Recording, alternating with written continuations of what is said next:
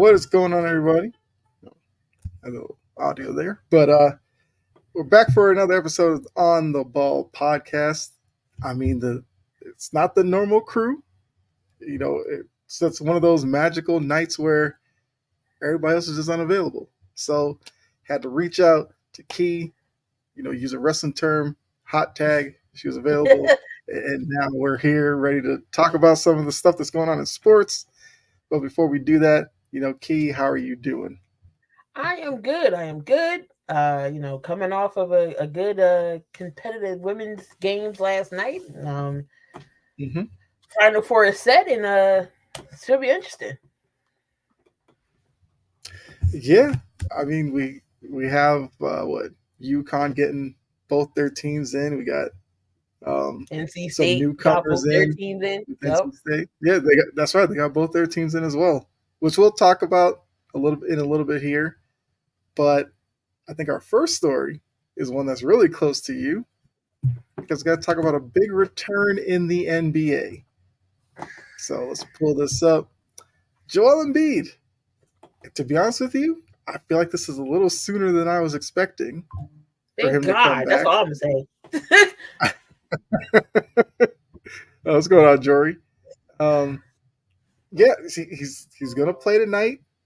I saw like SGA and I think Jalen Williams are out for the Thunder, so maybe it's a game that he can get his This feet wet. should be a game, If, right? It if should be a game we win if them yeah, two's out. right. That's the hope.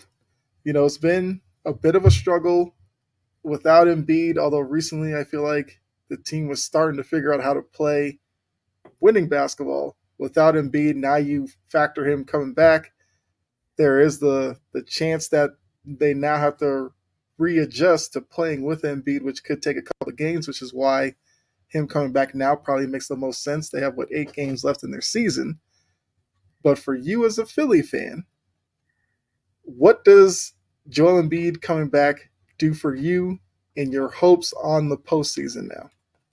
So before he went out, I mean, Sixers was playing the best basketball. He was playing. He was MVP, no doubt. I think he would have been MVP again if he would have stayed healthy. But he was on his way, terrorizing almost every game, 40, 30 plus, and double Mm-hmm. figures and rebounds as well. So I mean, he was on a tear throughout the NBA, and we was gelling as a team. We had the floor space, and Nick Nurse, definitely better than Doc Rivers is when it comes to making adjustments to space and period. Then you bring shooters in to help Joel. Well, he's gonna get double teamed and triple teamed. What happens when shooters? They're gonna be left open. So either it's Oubre, um, Maxi can knock down a shot. Tobias can knock down a shot when he's playing. We got Buddy Hield. He hasn't been playing the best. He's been coming off the bench, but just Joel's presence, we of course we miss him. Who wouldn't miss a Mm-hmm. 7-4 center on your team that Right. dominantly scores all your points? So he's going to be a big help right now, in my opinion, because we are in that playing role right now. I think we're either 7 or 8. And we're not that far from the 6 seed. I know it's Miami and Indy that we're battling back and forth with that 6 seed. I think we have 7 games remaining. Regardless, I don't think he plays the back to back because we got Memphis and then San Antonio. I don't think he'll do. If he does, again, his minutes is going to get restricted tonight. If he does play Mm-hmm. the back to back, it won't be that. It won't be. He'll be restricted again. I feel like because Memphis and San Antonio, we should be able to take care of without him. Um, but he hasn't played since January 30th. He hasn't played. I'd rather have a healthy Embiid going into the playoffs than a not healthy Embiid. So he's gonna get his feet wet a little bit. He's gonna get back in the rhythm of things. He cleared the scrimmages that he had, so he can do contact Mm-hmm. with his knee. I think he's still going to need wear a brace, but once he gets back in the swing of things, it'll be like he never left, and hopefully we can not be a play in because I really don't want to see. In my honest opinion, I don't want to see Boston or Milwaukee right now. If we can somehow Okay. avoid Boston, maybe until the Eastern Conference, I like our chances. Because once we're together, like everybody's healthy, we could be a force. Because Batum can get in his own. Covington getting his own, another role player guys off the bench. He's hurt too. I think he's on his way back. D'Anthony Melton. So we're missing some pieces. But once we're full healthy squad, I think we are a contender. But it's good that he's back. He can help us get somewhere closer in the seeding wise. But right now we're in a play-in. Even if we do enter play-in, I still like our chances coming out the play-in. I just don't want to see Milwaukee or Boston right now. Right. And, looking at the standings, I did check them out really quickly. So, yeah, you have Miami at 7, Philly at 8, and then I think 9 and 10 you don't really have to worry about, especially, Yeah, looking at the Atlanta and Hawks at Chicago. Ain't nobody 10, worried about them. Bulls at 9. Yeah, yeah, they're definitely far behind. They are, 2.5 behind the Pacers for 6. So, it's definitely a small window with 7 games to go to try to make up 2.5. Not to say it's impossible, but yeah, this is definitely a move right now to get him to get some of the rust off for the play-in tournament, which it seems like they might end up there if Indy can kind of, I guess, get their stuff together as well. They've kind of been up and down recently. And if you're looking at that, you'd have to play the Heat first in Miami. And if you lose that, you would still like your chances against the Bulls Hawks winner. But then unfortunately, that would set up a scenario where they'd play Boston in the first round, which, the Celtics have been Philly's kryptonite. And especially in the first round where Embiid is now coming back, you might see him still a little bit rusty. So I do see where you're coming from, where if they somehow made it 2-6 and faced like Cleveland in the 3-6 matchup, you would avoid Boston until conference finals, which by then he'd have several weeks under his belt, and he probably would look more like his pre-injury self.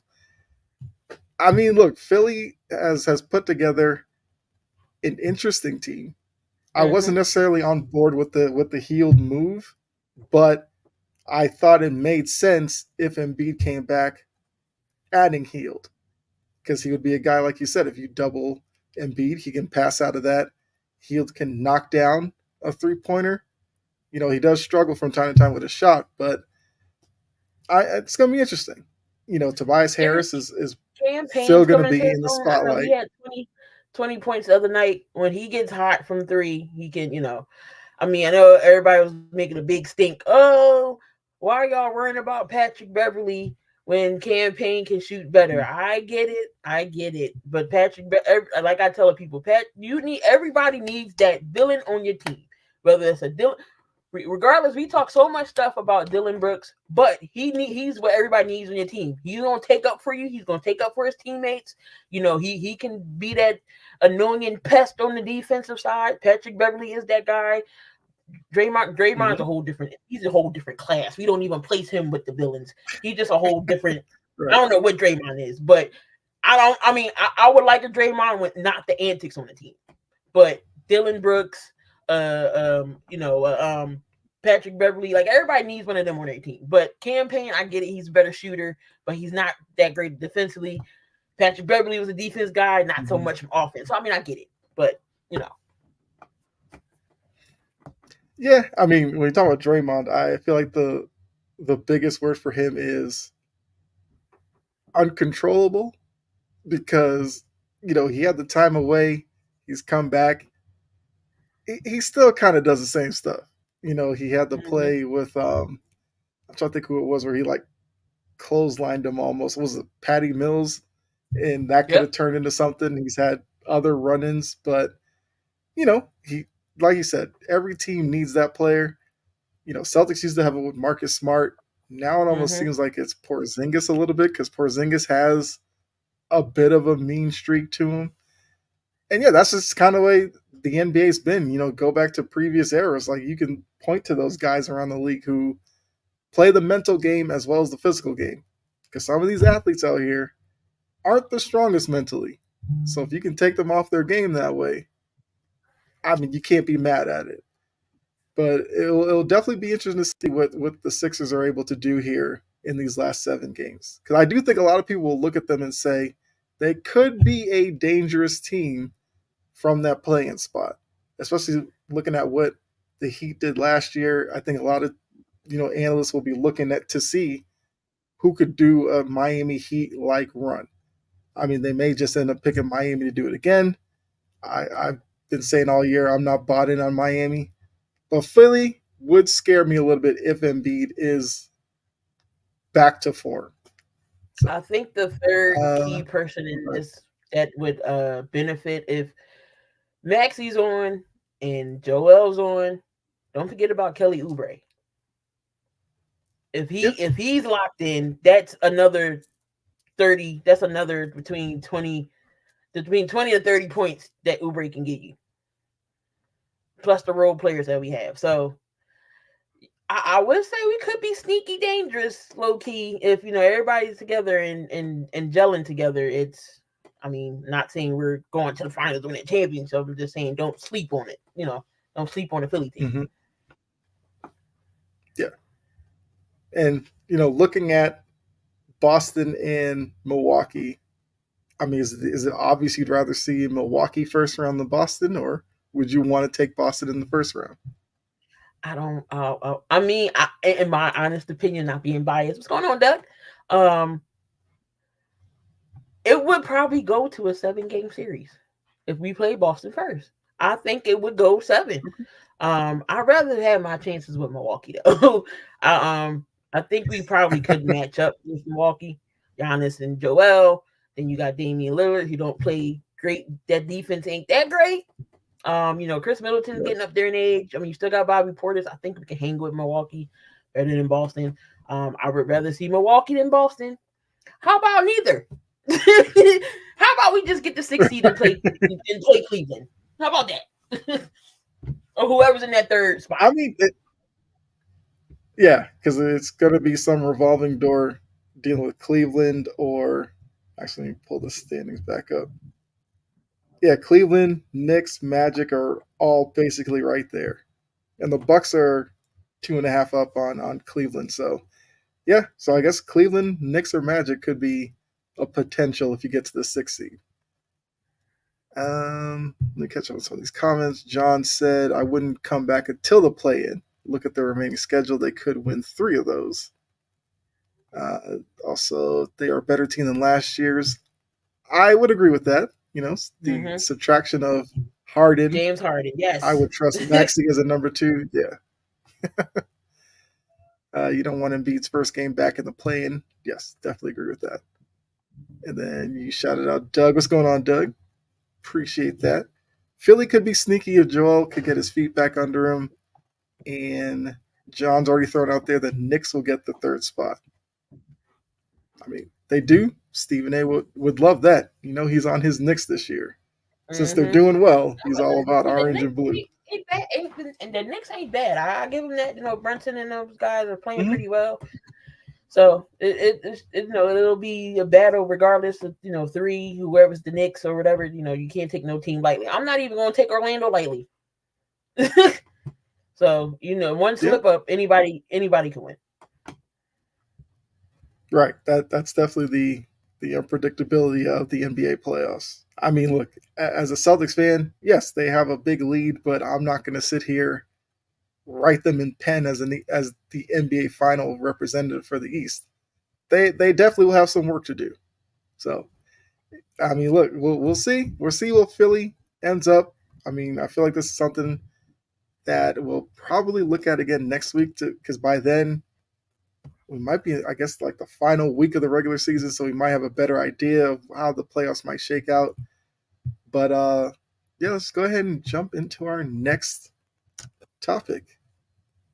Gotta talk about DJ Burns, also DJ Horn. Don't want to leave him out. The 2 DJs, they have capped off their improbable run, making it to the Final Four, knocking off those Duke Blue Devils, which, as I think Stephen A. J. Williams kind of said, this isn't the normal Duke that they're used to seeing. Like, this Duke team got manhandled by NC State.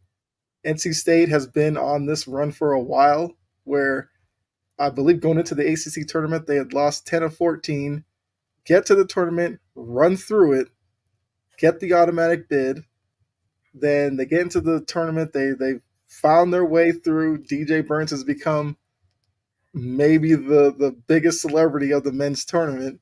because of, well, obviously him being a big guy, but he's nimble on his feet. He has a lot of fun out there. And what we saw against Duke was him basically put on a masterclass. Like whoever Duke put on him, he destroyed them. And now they're into the Final Four. They're going to have to play Purdue, which poses another interesting That's going matchup to be a for good them. matchup. But Hmm. yeah, I mean, it's going to be interesting to see the big man go against Edie, who has the size advantage, but can Burns use his weight to maybe push him out further away from the rim? Because we haven't seen Edie really show off much of a post up game other than layups and putbacks and stuff like that. But I guess for you, looking at NC State, I mean, it's obvious like they are the surprise of the tournament, right? Like no doubt. Right. So No, every is every this, has this been the most surprising run that you've probably seen in recent years in the men's tournament? I think so. I mean, we had that well last year. We had San Diego State. Um, True. they made a good run. But NC State is something special, especially like you said. DJ Burns got the size. They already got NFL teams are already calling him to be an offensive lineman. He's getting he's getting calls from the NFL. Like NFL Yeah. teams want him on their team as an old lineman. Um, and I say he reminds me of Zion, maybe because of the size and the height. Um, but he's special. Like you said, the big man is nimble. He can move, shoot, pass. He can do everything. I can see him giving Zach Edey some work because, in my opinion, Zach Edey's just a little bit tad on the soft side. He's just tall. They gave him all the Right. calls, so um, let's see who pays the refs off and to see how many times that Edey goes to the line. It kind of reminds me of Embiid, but the difference is Embiid is more dominant. But Embiid does it all. He can shoot the three, rebound, everything. It's just post up. This Edey, I'm not saying one dimensional, but he's like if he's at the rim, he's going to grab everything. So maybe if you take him away from the rim, you know, and take him off his game, he'll probably won't be as effective. But I think DJ Burns at NC State could surprise everybody and knock off Purdue. And then if that's the case, NC State and UConn could be could be the championship, and that definitely is going to be interesting if NC State goes up against UConn. Yeah, I mean, looking at Edie, I think where teams get in trouble with him is they almost are afraid to be physical with him because he is so big. I've seen like a lot of teams will switch guards onto him, and then he just kind of backs them under the rim. A lot of times he focuses on offensive rebounds way too much for me. I would love to see him if he has a smaller guy on him, put his hand up, let him throw it down to him, and I do want to see what he has offensively. Like I said, more than putbacks and layups off of penetration and dishing it to him. He shoots the free throws pretty well, but at least with NC State, Burns should be able to be physical with him. I mean, Diarra isn't as big, but he has a little bit more length to him. So I wonder if we might see maybe some double teams between those two trying to get the ball out of Edie's hand.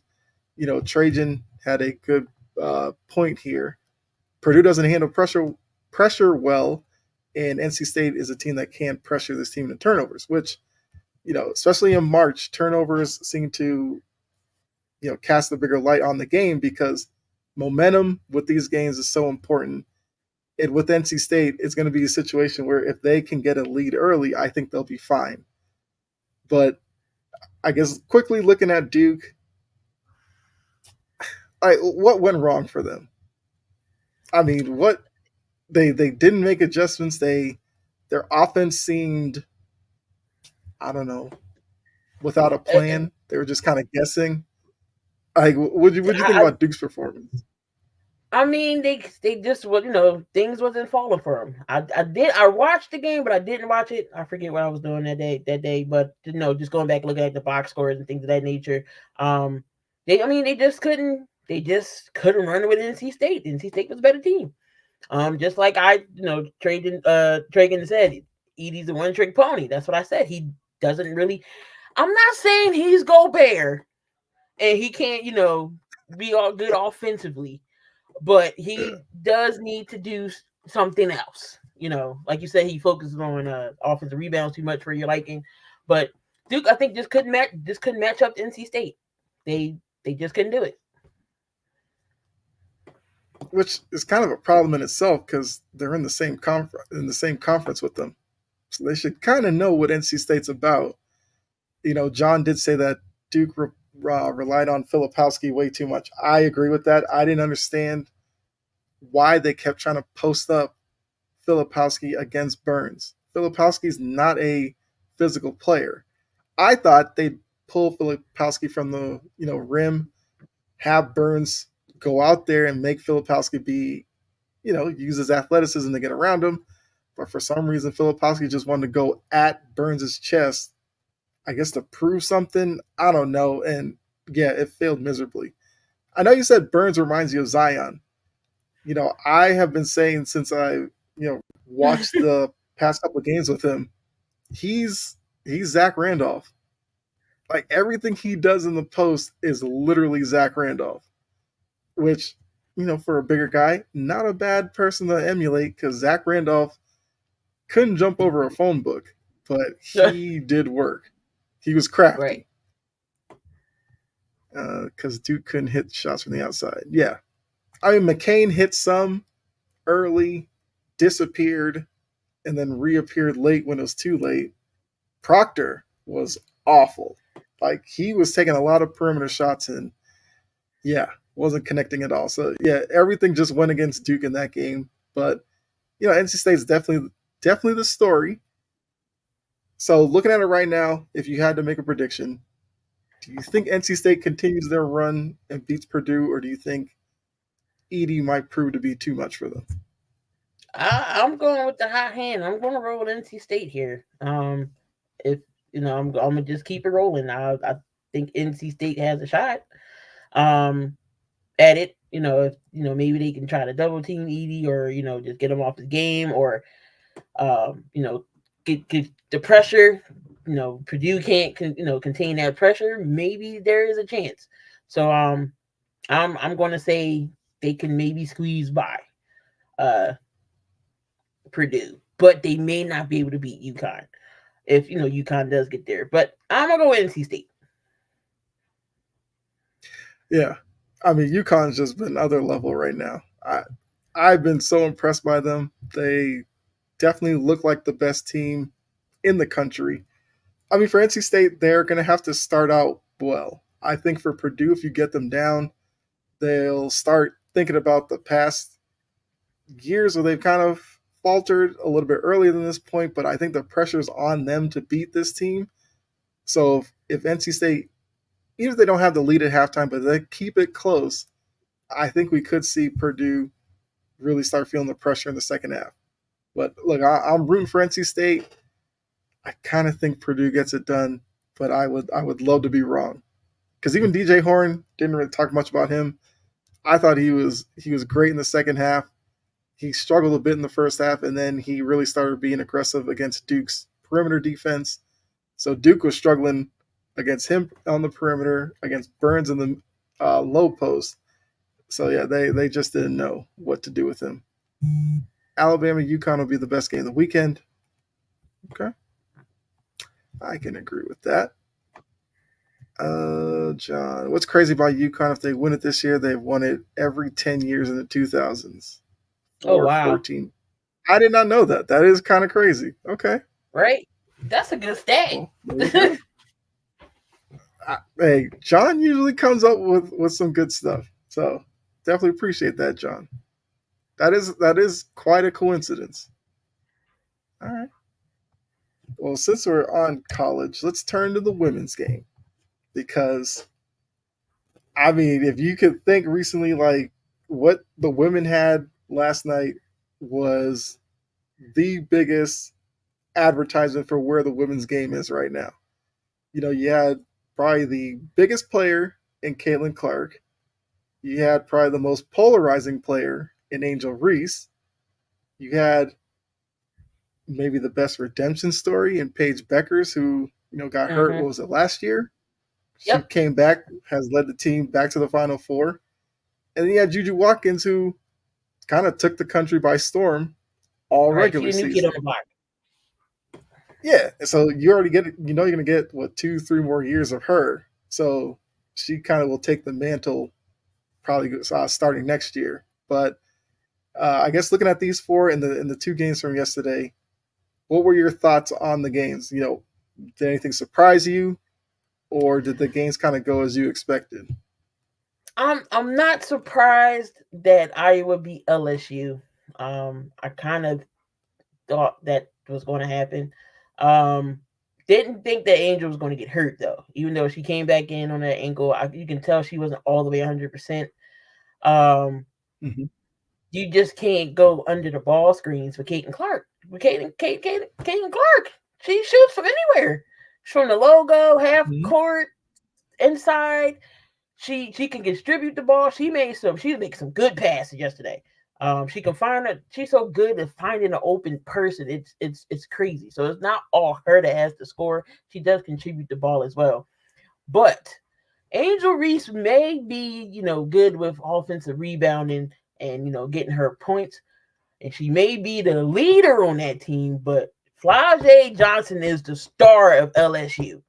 Just she's a sophomore. We got 2 more years to see her. Just the improvements that she did from last year to this year, she has developed her game all around, even defensively. She's out there blocking shots. She's getting rebounds. She's going to the basket. She made clutch shots when they need to.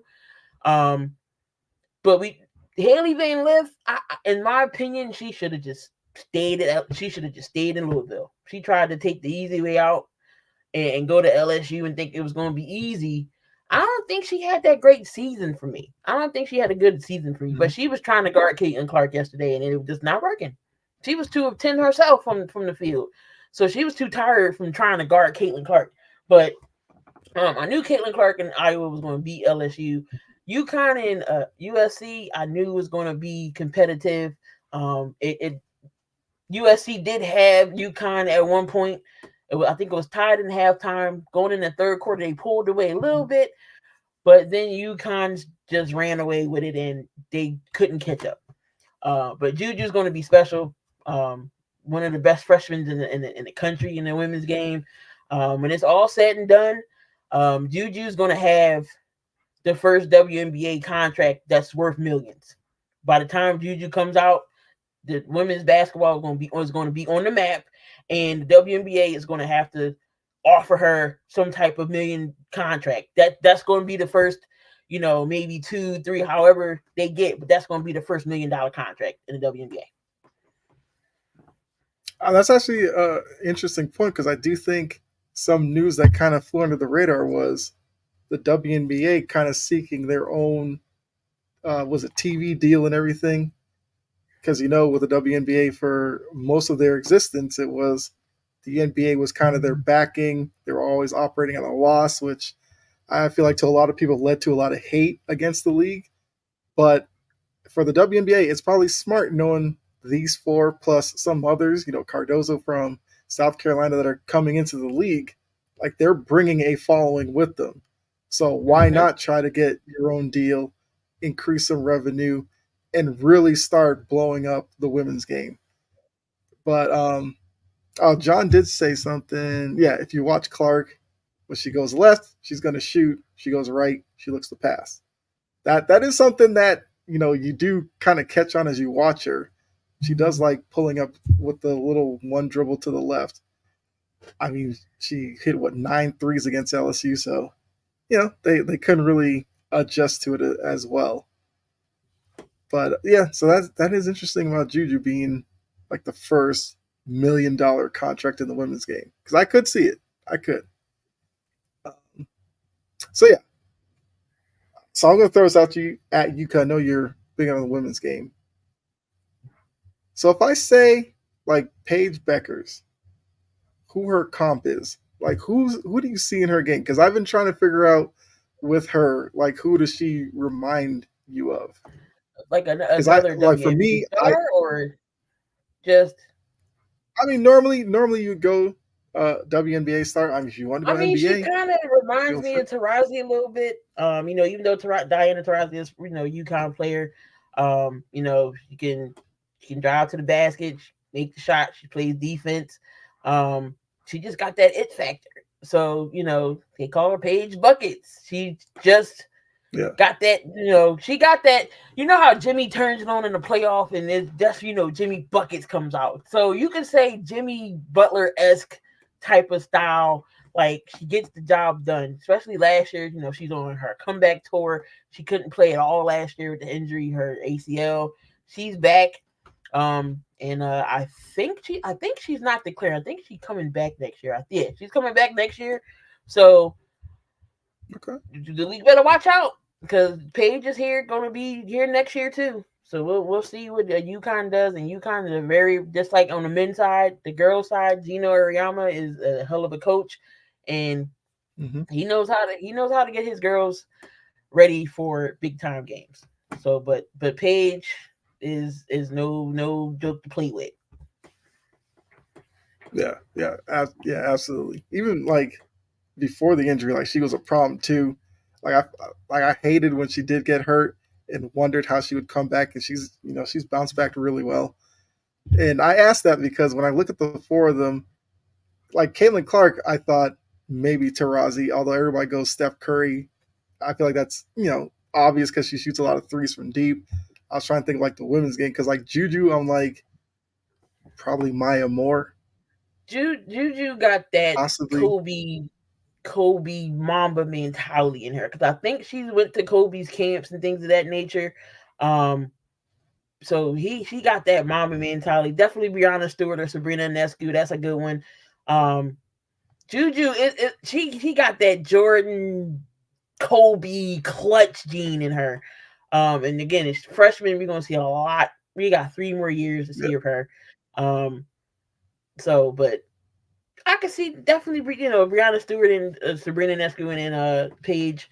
Um, Juju, maybe Rike Gumawale over in Dallas. Okay. She's tough to guard, just like Enrique is. It's hard to guard her. Everybody in W they ask who is the hardest to guard, and everybody says Enrique. Um, so she's similar to the game style. Similar with them two. She's hard to guard, so I can compare her to Enrique. Um, so if I'm gonna say the current WNBA player, she would be Enrique Gumawale. Okay. I mean, look, I think we had this conversation on Cheap Seats yesterday. Angel Reese, I can't put my finger on because Right.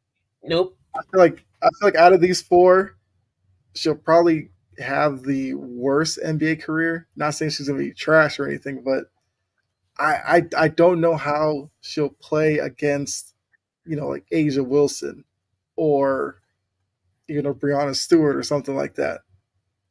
So She needs to and like develop a mid range. offensively, yes, I was just about to say that because I know a lot of people were talking about the fifth foul that she got, and when I saw the play, I was like, when she turned, she could have easily pulled up from there and not get into the situation where she bowled over the player. It's a bang bang play. You had four fouls. You don't necessarily want to put yourself in a situation where it's a quick call and now you got your fifth foul. I mean, the game was kind of over by then, but it was still a tough way to foul out of that game. So yeah, I do agree with that. She needs to develop something offensively. Like I like her tenacity around the rim. Sign me up for that. Low post player that likes attacking the ball at the rim. That's all well and good, but yeah, she's gonna have to develop some type of post game. And now that we're on the subject, I mean, I'm sure you heard her comments after the game about a lot of the stuff that she's dealt with, and that's why I call her the most polarizing figure because she became popular, Bayou Barbie and everything like that. And we kind of know, look, it's 2024. Some of these fans out here are weird. So you take her, as a woman player, very popular. She talked about death threats, sexualizing her, and everything like that. And I don't understand a lot of the hate. Maybe comes down from Kim Mulkey. I mean, I don't know how you feel about that because she kind of had this with her at Baylor. It seemed like Brittany Griner got a lot of hate, and Kim Mulkey was there as well. But I don't know. Like, how do you view the whole Angel Reese stuff? Because that's a lot to deal with for a college kid, being in the I mean, spotlight it and is. having that Um, outside noise. as at the end of the day, she is still a human being. She is Right. a young woman at that.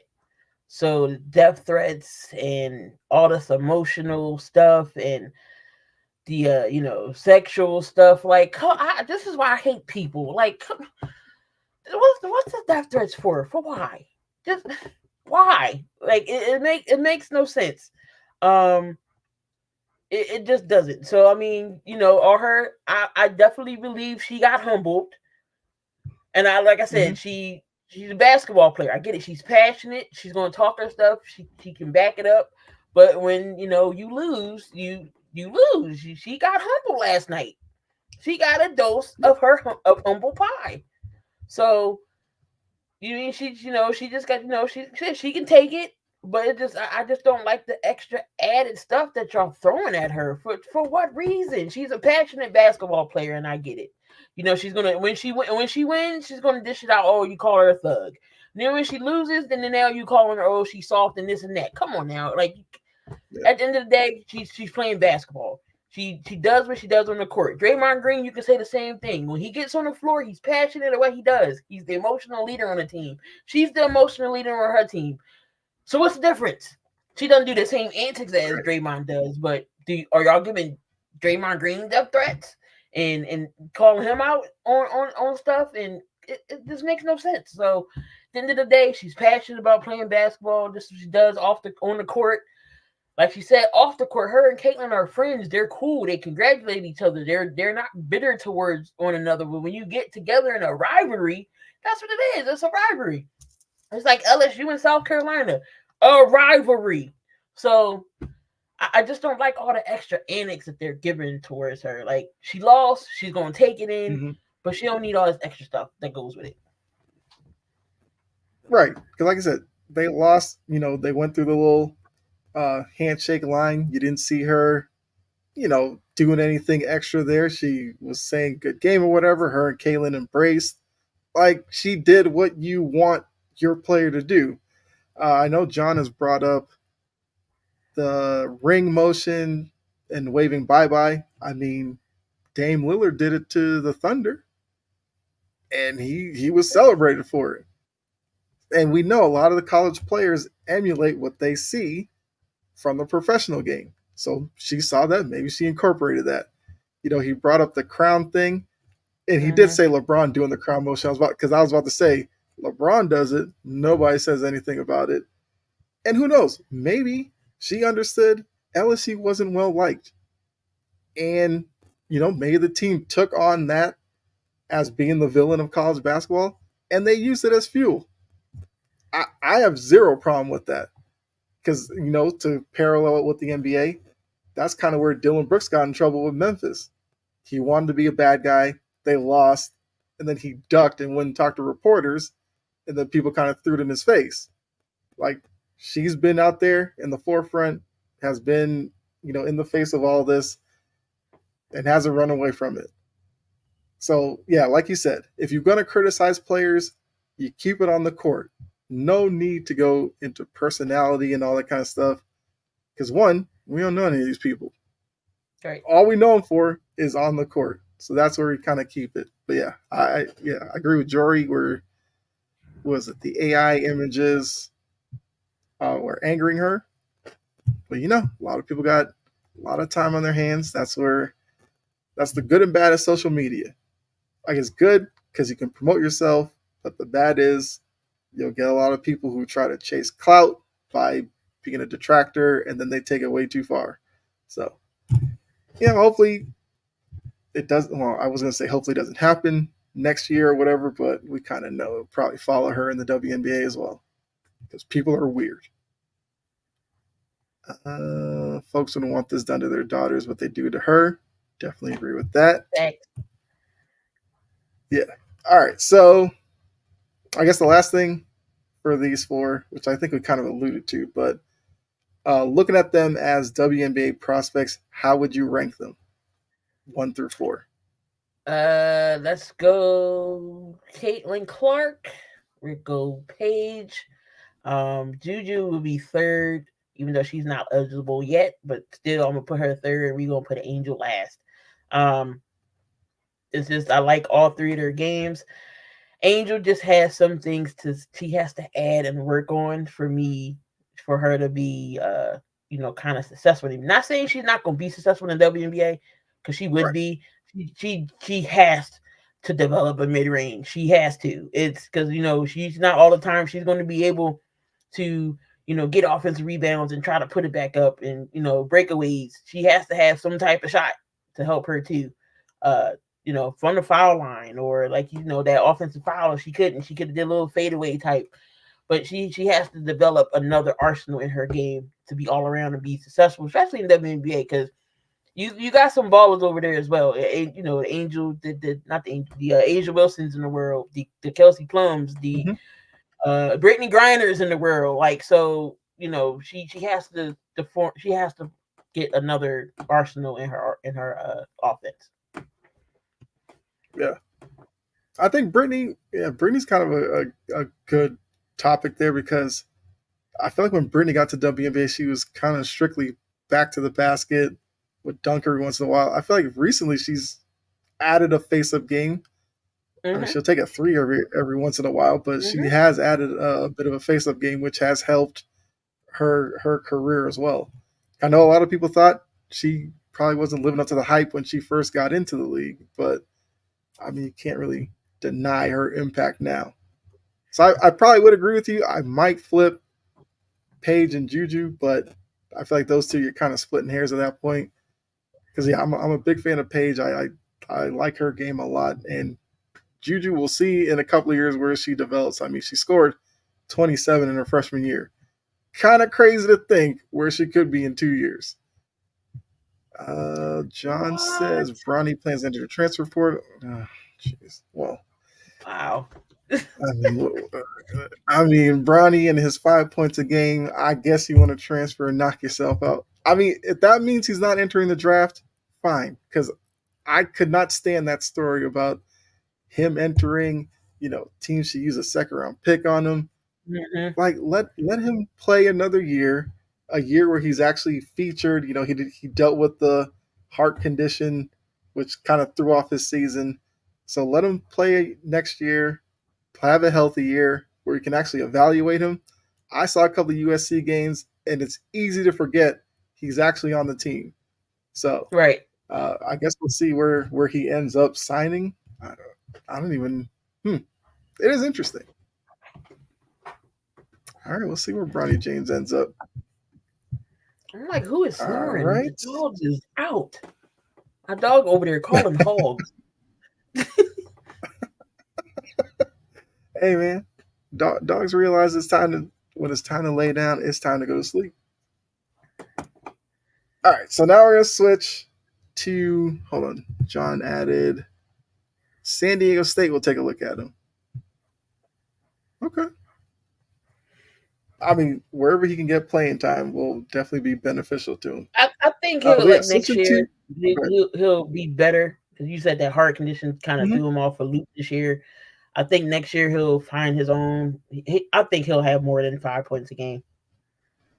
yeah, I'm just like I said, I'm just glad the whole if he is transferring, then that means the draft talk is out because I'm not ready to have that conversation. I get it. I know your dad wants to play with you and everything, but yeah, I wouldn't use a second round pick on him. Yeah, so you know, whatever. All right, so now, yeah, it's Bronny. I get it, James. Oh yeah, but no, prove it on the court. Uh, Looking at the NFL draft, which is was it 3 weeks away? Can't wait. So excited. Everybody's looking at this quarterback market, and obviously everybody's like, "Oh, Caleb's obviously the number one." There's some question about number two, whether it's Jaden, although some people are now saying Jaden Daniels might be the best prospect of the group. Drake May is seen as probably the third, but now you have JJ McCarthy shooting up boards, and now people are like, he could be in the top five. Bo Nix and Michael Penix. It almost seems like with McCarthy shooting up the draft boards, those two might be bottom of the first round picks, which is kind of crazy. But all six of these guys could be taken in the first round. So looking at the quarterbacks, how would you place them? Like, do you think Caleb Williams is better than Jaden Daniels, or would you take Jaden Daniels over him? I think I would take Jaden over Caleb. Um, I've been hearing Washington could possibly either take Jaden Daniels or Drake May. Um, seeing what Caleb has. I'm not taking away his talent. He's talented, very. Mm-hmm. Jaden Daniels, watched his game. I think that he's just slightly better, in my opinion. I've seen I've seen his games. He's I don't know. He just got that it factor. I think for more pro ready, I'm gonna go with probably Jaden Daniels here, which would be more like pro ready as of right now. Not saying that Caleb and Drake and Bo Nix and Michael Penix, JJ ain't ready, but I think Daniels is more pro ready out of the six. He could go possibly number two after Caleb Williams. I think Caleb is going number one. Not unless the Bears pull some type of plot twist and don't draft Caleb at all and decide to take somebody else, which would be crazy. If they get Jalen Daniels, it's like what you get rid of Fields for. That's how I feel. If they was to get Jalen Daniels, what you get rid of Fields for? Because I feel like they're similar in style a little bit. Um, but I think Caleb's going to be their quarterback. But I like Jaden Daniels over um Caleb. Yeah, I think where it gets interesting is after those first two, what do you do with the other four? Because I feel like Drake May seems like he might be a Josh Allen type where he'll come in, probably struggle. You have to have the right coach for him to kind of unlock what he could potentially do. He's a strong arm. Sometimes decision making is a little bit of an issue, which is Josh Allen right there, plain and simple. JJ McCarthy, I think it was like last year when it might have been on some other podcast where they were talking about the quarterbacks, and I jokingly said the Patriots might take JJ McCarthy. And I was told McCarthy's not a first round prospect. Fast forward to yesterday, and apparently Elliot Wolf is pushing for JJ McCarthy to be the Patriots pick at 3. And the tricky thing with him is Michigan was such a like a run first, tough defense team. I think it's kind of tough to evaluate who JJ McCarthy actually is. I mean, yeah, you saw the pro day. He's got a good arm and everything like that, but you're throwing on an open field to one guy. Mm-hmm. Like, what can you really gather from that? I mean, we learned that Jamarcus Russell, when he threw like 70 yards from his knee, he got into the Mm-hmm. league. What did he do? Nothing. Nothing. So, I mean, it was one of the greatest like workout tapes ever, but too bad he couldn't translate it. So, if you were tasked with McCarthy, what's going on, Mo? Appreciate you tuning in. Yeah, if you're looking at McCarthy, May, Penix, or Nix, who would you take from that crop? Who do you think is the best out of those four? So I'm looking at who needs quarterbacks. So obviously the Bears need a quarterback. Obviously the Commanders need a quarterback. So I think it's going to be Caleb. Then the, don't know what Washington. I mean, don't know what Washington's going to do. They're either going to take Drake May or they're going to take Daniels. If they take Daniels, I think the Patriots could get Drake May. So it'll be Caleb. Let's just go Jaden Daniels, and then let's just go Drake May.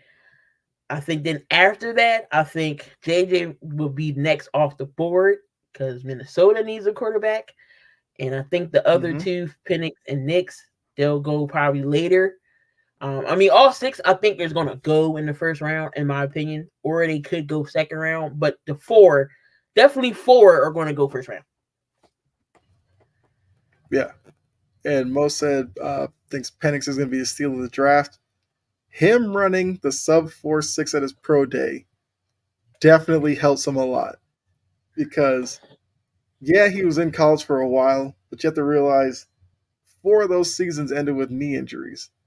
And for him to still run sub 4.6, I do think says a lot about him. And he's a guy that if the Patriots traded down from 3 and ended up getting him, I would be completely fine with it. Because I do think he's a guy that if he ends up in the right situation on the right team, he could have maybe the best career out of this group. I mean, that's kind of crazy to say, but I like his game a lot. And I feel like his athleticism was what was knocking him. And the fact that he did run that definitely helps him out a lot. If Dallas is smart, Penix. Okay, if Dallas is smart, Penix could fall to them, and they are at an impasse with old Rain Dakota. Yeah. Oh, I yeah. I mean, mean, that Penix, whole Dakota thing. Like, he imagine you know, he paying does that have guy a good $60 million arm. a year. Jesus, Yeah. Penix does have a good arm. I mean, he's good in the pocket. He's not that mobile, but he'll will run when he has to. But just looking at when that championship, not the championship, the game before the championship game, just him slinging the ball around, he definitely can throw the ball. So we'll see. It should be interesting. The Pats could possibly get him at 3. We'll see. I don't think Washington will go after another UNC quarterback. May is basically Sam Howell 2.0, which I thought Howell done good. I think they'll go after JJ. Pats will go after Daniels. Vikings go after Drake. Or Penix with a huge arm for Jefferson. Bo Nix to Denver. I I think a lot forgot of about people have Denver. settled in Bo Nix to Denver. Yeah. Oh, yeah. After they, kicked Russ out the Till door and yeah. still owed 30 something million. Did wrestle dirty, but okay. Yeah. I mean, you could have kept him, I mean, it's still possible draft the Denver guy, could put take some JJ, pressure but on him. But, mhm. it's possible I mean, Denver could yeah, take JJ. I've heard that too. So yeah. I mean, the May Sam Howell thing was interesting because I think they were saying like Howell and May, like Washington didn't want to be in a position where they had 2 UNC guys in the same quarterback room because it could get awkward. So they moved Sam Howell, which made me think like, did they move him because they want May? But a lot of people are like, May isn't the number 2 prospect, and supposedly Washington wants Caleb because he's the local product, kind of right. from that area. But then that's going to be dependent upon the Bears thinking Jaden Daniels is the number 1 prospect. Which, like I said, as we get kind of closer to the draft, I feel like it's kind of being thrown out there that Daniels is better than Williams. And I know a lot of people are looking at Caleb Williams, what he did against Notre Dame and their defense, and he struggled in that game. And some people have said that that's a reason to pause on him. But I don't know. I feel like I mean, there are 6 pretty talented guys. You just have to put the right pieces around them. And as Yep. a Patriots fan, I saw what happened with Mac Jones when you didn't put anything around him. So, So as a Patriots fan, John who do you Smith, really what do you do against want Oregon? out of the Oh, out of go ahead. the bunch? I said, as a Patriots fan at that number 3 pick, who do you want out the bunch? Yeah. Okay. So first went McCarthy, and then I was all about Jaden Daniels. And then part of me was like, there's no way Jaden Daniels gets the 3. So I kind of moved on from him. I sold myself on Drake May, but now I'm like, I would love to get Penix, especially if Minnesota really wants to move up. And let's say they wanted to move up for Drake May. If I'm the Patriots, I'd be like, fine. Because if the Patriots get like 11 and 23 for him, Penix will probably be there at 11. And I would Mm-hmm. not mind seeing them take him at 11. I know John's a Pats fan, so he said I want Daniels or Bo Nix, and I'm a UNC fan. I mean, yeah, I agree. I would take Daniels first. Bo Nix is interesting because I remember Bo Nix when he was like at Auburn, and that seemed like 12 years ago.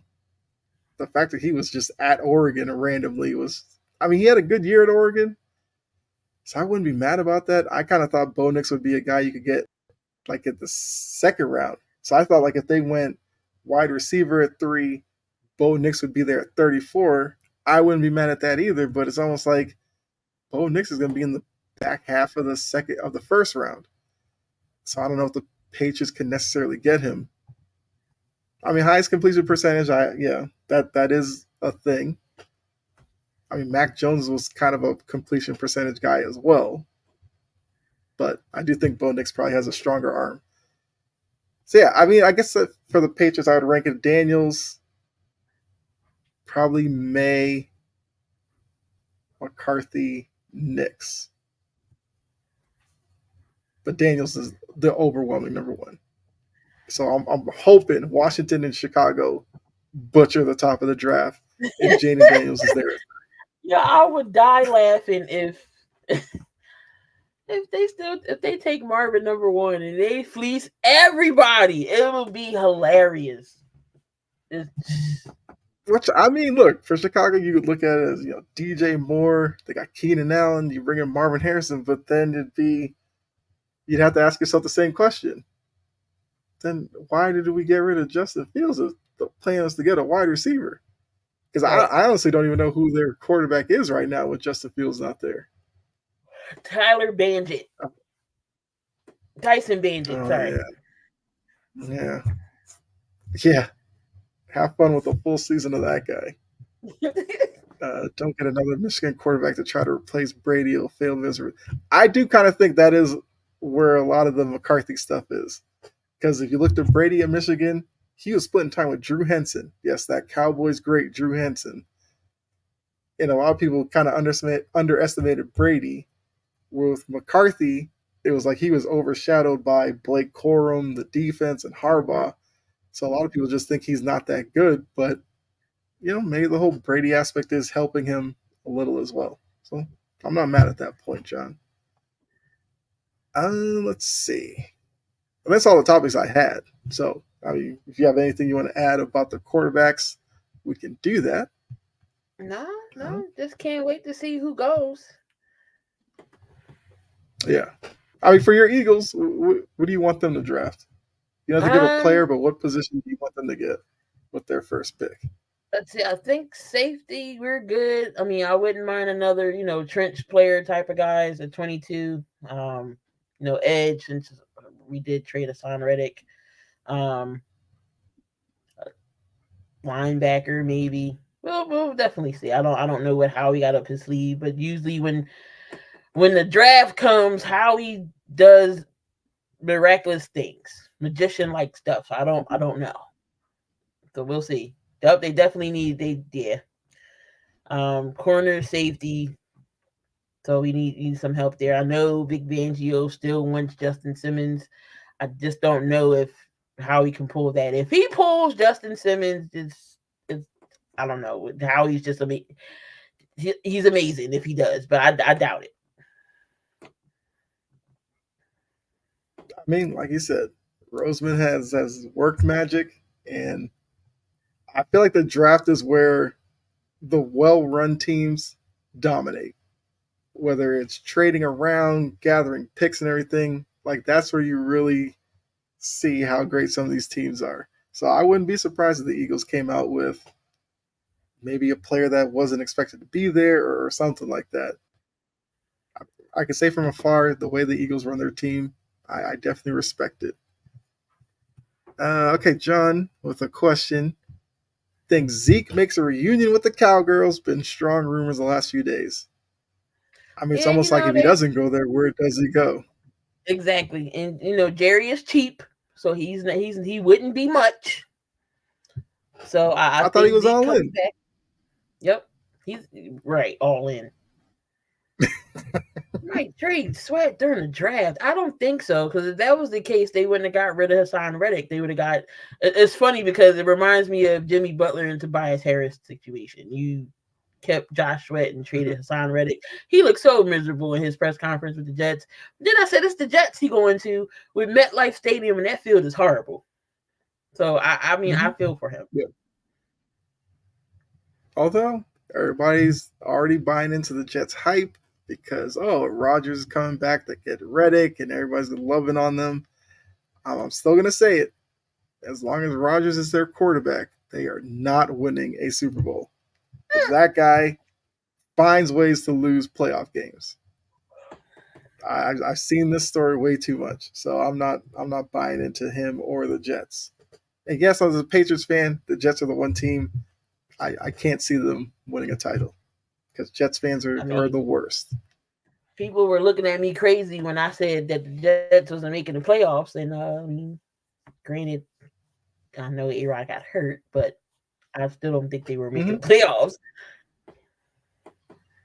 Yeah, I mean, I almost had it with because I was saying the Bills weren't going to make the playoffs and it looked like they weren't, and then had that run late.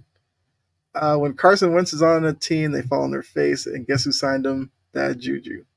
I He's mean, a maybe. Kansas City Chief.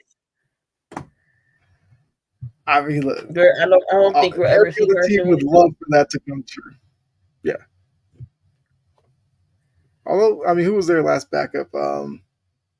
He retired. Ah, Was crap. it, I know. Who was it? Was it Chad Henne? I think so. I And think it Chad was. Henne, the only times we saw him was like random playoff games, and he played well. He'd make He a played play that for 90 them yard. for I them to mean, win games. he came in and did that one series and got a touchdown out of it. Well, he Yeah, went he 90 had the yards, got a best job in touchdown the out of it. world. Yeah, I think it was another game was like a third and long, and he scrambled around Blaine him and Blaine Gabbert. Gabbert. Jesus Yeah, Christ. yeah. Hey, being a Just backup imagine quarterback if in the the NFL, Chiefs not the worst life. if the Chiefs three-peat. Do you know how when Carson gets another ring? You know that it's gonna go crazy. Oh, Carson got another ring before the Eagles did. Yeah, because we know cities like Philly, New York, and Boston are just so reasonable when it comes to stuff like that.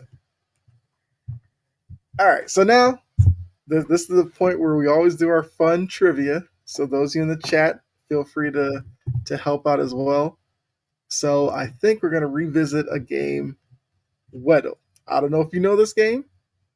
If you don't, you basically there's a random player that they have that you're supposed to guess. You guess the player, will tell you clues with the team and everything like that. We did this one, I think, last week. Seemed to go over well. I know normally I would like to have like other people on here to kind of guess with you, but let's see if Key, as well as those of you in the chat, can figure out who the player is. So who do you want to start with first? But you get to pick somebody? Yeah, so you just start off by naming an NFL player. It'll give you clues to kind of get to the actual mystery player for the day. Oh, okay. Okay. Yeah. All right. Well, since we were who were we just talking about? You know what? We were just let's go Carson Wentz. We were just talking about him. Carson Wentz. Let's see. That would be okay. So now what it's telling you is basically the jersey number is around 11, a little higher, so probably think 12, 13. Younger than 31, shorter than 6'5", not a quarterback, not in the NFC. So it's an AFC player. Okay. So not a quarterback. Nope. Numbers Shorter than higher than 6'5". 11. Jersey number, think like 12, 13. Because if it's yellow, it's kind of close. And what's yellow? I can't see that. The jersey number. Okay. Yeah, the jersey number 11 is yellow. I could probably make this bigger. Hold on. Is that All better? right. Yeah. Oh, they had him still with the chart, the Rams. They didn't update this. Like no. Okay. So not a quarterback, not an NFC. So he's an AFC. Under 6 feet.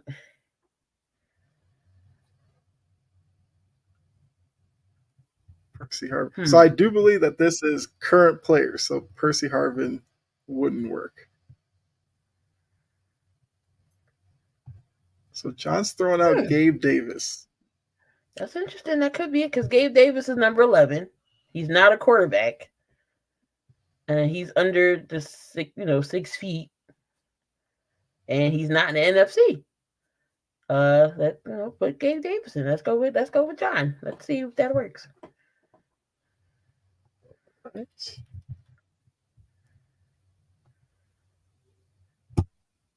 John, what kind of wizardry Dang. are you doing?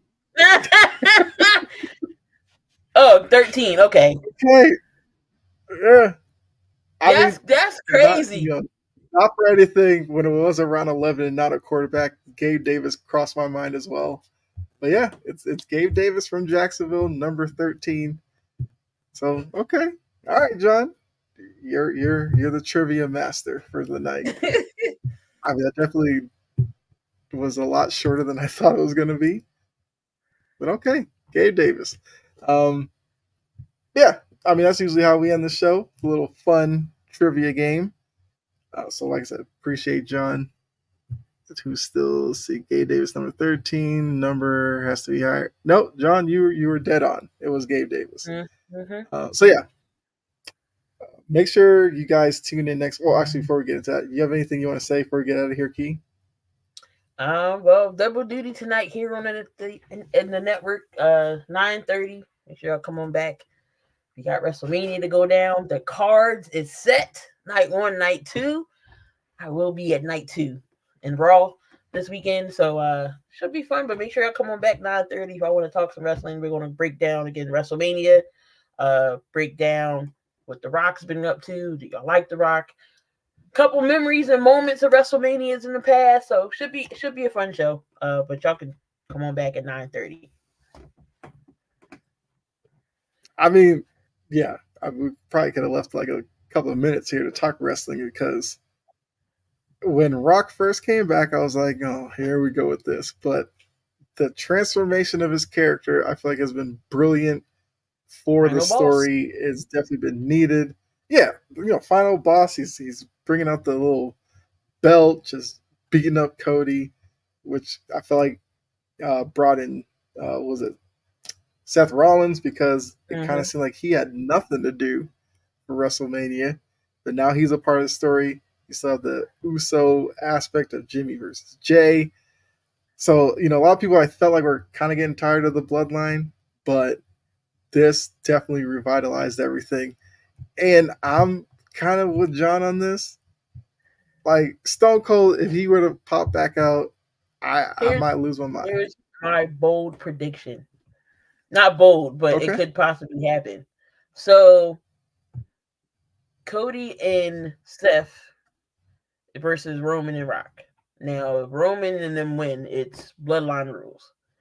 Cody and them Mm-hmm. win, he gets Roman by himself, no outside interference. Well, of course, they're not going to have Rock and them lose his first match. So they want Cody to be as vulnerable as possible, to him to come out of everything out of the ashes, aka John Cena all over again.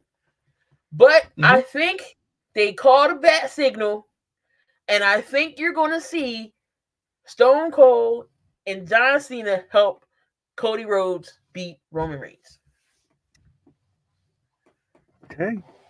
Hey, I'm here for it because I did have kind of a bold prediction as well for it, where I think it kind of turns into a almost WWE versus Bloodline, where it kind of turns into almost like a lumberjack type of match, They come down from the where you just ladders. have guys coming out from the back and they're just standing around. And you have the Bloodline on one side, just the whole locker room on the other side, like cheering Cody on, like every almost pinfalls, like you see both sides like going oh or cheering him on, and it kind of turns into a like the struggle for the future of the business almost, where if Cody is able to beat Roman, that kind of gives the company back to the locker room.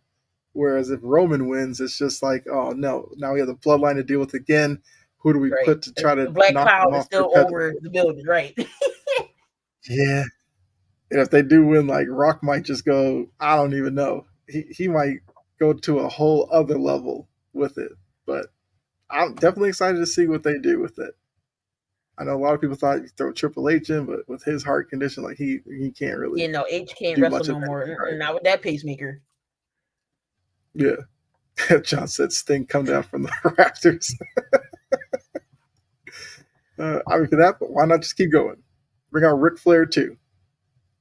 Oh Yeah, no. actually no. We don't need to see Ric Flair. So But yeah. for a little fact before we Oh, go ahead. roll out, so 12.3 million viewers last night for LSU in Iowa. That's more viewers than any college basketball game ever. 2023 NBA Finals, World Series, Orange Bowl, Big Ten Championship, Cotton Bowl, Pac 10 Championship. Everything that happened last year in 2023, this game topped it. I mean, it kind of makes sense because once again, because of Angel Reese, because of LSU being the villains, Iowa, Caitlin Clark are like the good guys of college basketball. I feel like it was built up that way, and I know a big section of college basketball fans were glad LSU lost. So yeah, that number doesn't surprise me. George said I only know Ric Flair from his outfits. They were, yeah, they were Ric Flair is spectacular. my guy. I seen him in John person, with the so boot. that was exciting. Yeah, and from what I hear, Ric Flair is quite the partier. Um, yeah, yeah, like I said, didn't have the normal crew tonight. Was glad to have you on, Key.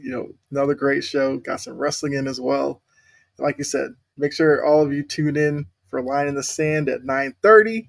So it'll give you a bit of time to get ready for that one, and make sure you jump into that chat as well with your wrestle comments and everything. Baseball is back. It is. I mean, if you want to talk about your Phillies really quickly, what you think about them, you can definitely do that here They at the end always as start well. off slow. Nothing new. So it's no time. Nothing new. Not I'm used to them starting off slow. They usually hit up towards the middle end of the season, so I'm not worrying about them right now. I'm not panicking yet. Right. I mean, my Red Sox are 3-2. They split against a good Mariners team and then blew out the A's last night, but it's the A's. I mean, if you're a starting pitcher The A's throws has more. 85 pitches, 2 2/3 innings with 5 errors, you kind of know what you're getting into with the A's right now. The A's has more errors than runs this year. 13 errors to 11 runs. That's sad. Yeah, I keep saying it. I feel so bad for that Oakland fan base. You're gonna lose the A's. You lost the Warriors. You lost the Raiders. Like I don't know what to say for them. Yes, this too. Randomly sending down their best hitter who was hitting 436, send him to the minors for whatever reason. Like they are the reincarnation of the Major League movie. They just want to be so bad that they just skip town. Everybody wants them gone at that point. That's clearly what they're trying to do. Then they're going to show up in Vegas and try to put on this face that they're a winning franchise. Hopefully it works out for them. I don't know. They are the Mets 2. Well, the Mets this year are the Mets 2.0 because Mets fans are losing their mind as well because The they're Mets winless. equal. The Mets stand for my entire team sucks. That's what the Mets stand for. Pretty much, yeah. Doesn't help that they're in the same market with the Yankees, and Yankees have all that history. The Mets don't. Yankees spend a lot of money. Normally works out for them. The Mets spend a lot of money and just end up as a third place team. So they definitely have that to deal with. But yeah, like I said, appreciate you coming on. I think next week we probably should have Jake and Dylan back. Brett, don't know yet. So we'll have somewhat of a full crew next week, but definitely appreciate all of you tuning in. Once again, I'm trying to get y'all on X or Twitter. Y'all can jump in the comments. I know some of y'all watching. Don't be afraid. We'd love to hear from you. Those of you on Facebook, as you can see, the network is now live on Facebook. Happy Thankfully, day. Zuckerberg took off the lock and let us go live, so we're good to go now. and YouTube, definitely appreciate you all as well. So if you are new to the network, make sure you hit the like button, follow, subscribe, all that good stuff for all the shows that you used to know on the previous network. They're here just under a different name, Integrity Sports. So until next week, Tuesday at 7 o'clock, I'm Kyle. Key was a special guest tonight. This is the On the Ball podcast. We are out of here. Enjoy the rest of your night. Make sure you come back 9:30 for Line in the Sand. All right. Bye.